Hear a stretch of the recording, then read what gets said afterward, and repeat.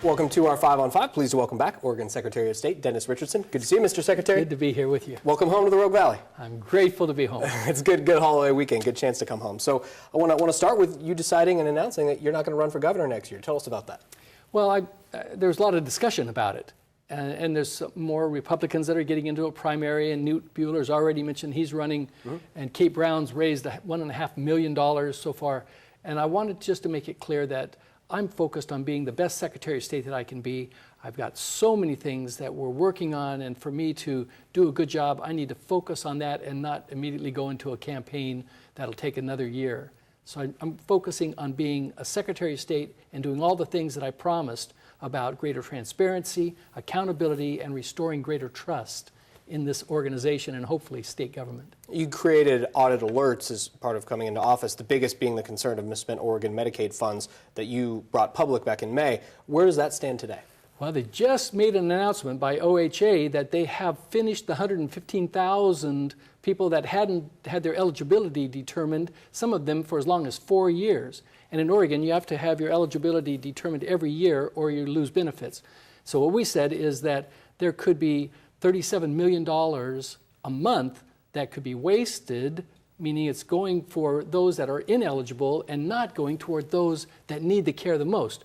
Well, the OHA has now finished the requirement that we had said was important to get through 115,000 people, determine their eligibility. The governor, after our alert came out, said, get it done. They hired 200 more people to get it done. And what they found is that nearly half of those that were still pending were not eligible. So we underestimated what we said, and they were saying that that we were just trying to make this a big deal and that there was no problem. It turns out that nearly half of the people were not eligible to receive the benefits that they were getting.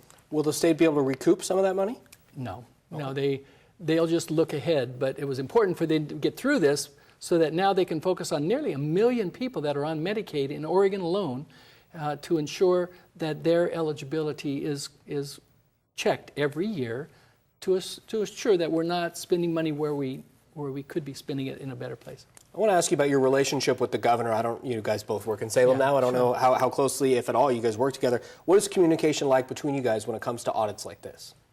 Well, I notify the governor's office of what's happening. In this instance, back in March or April, when we came out with this audit alert, she was a little unhappy because I didn't give her enough lead time to know it was coming. I told her in the future that I would make sure that I would show her that courtesy.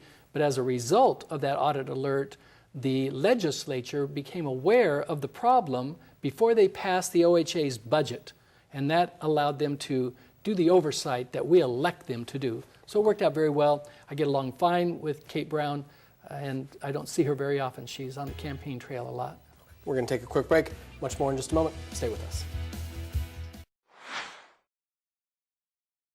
Welcome back to our 5 on 5. Again, we're here with Oregon Secretary of State Dennis Richardson. Your office put out a statement yesterday saying that, kind of explaining, I guess, some misconception that Governor Brown, if reelected next year, can't run for governor in 2022 because that would essentially be 10 years in office. Is that correct? That's right. There was some question about it, and the Constitution says that the governor can serve no more than 8 years in any 12 years. And so, you can't start a term unless you can finish a term. So since she's finishing Governor Kitzhaber's term, she could run in 2018, which I think she will, and if she wins, then in 2022 she has to leave office. Okay.